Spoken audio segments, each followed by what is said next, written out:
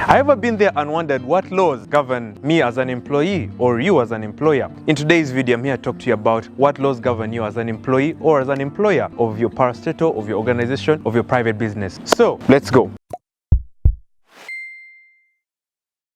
So today I'm here to talk to you about all the laws concerning employment. Who is an employer and who is an employee? Let's get straight to the point. Who is an employer and who is an employee? Say the Employment Act of 2006 gives us all these definitions. We have an employee written under Section 2 of the Employment Act. An employee is someone who works for a certain amount of remuneration, meaning an employee is someone who is employed by someone or who works under someone, a certain person or institution or public body, whatever it is, or private business, for a certain remuneration or wage. And this person works under a contract of service. So that brings me to my next point. What is a contract of service or for service? A contract of service is a contract under which a person undertakes for a certain amount of remuneration to do work for another person. So in other words, a contract of service is the normal contracts we see, employment contracts or contracts where you're working under government or you're working under a private parastatal or a private organization, government parastatal, whatever it is. A contract of service is basically you as an employee or as an ordinary citizen.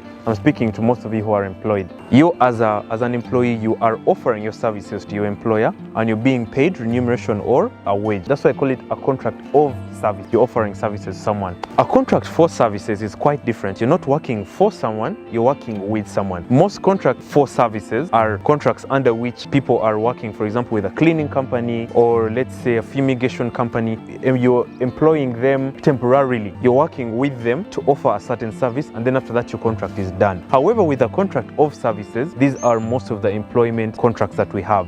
Like I've said, either you're being employed by government or a private company or a parastatal, whatever it is. Therefore, let us go to the legal requirements for every contract of service or an employment contract. Let's go.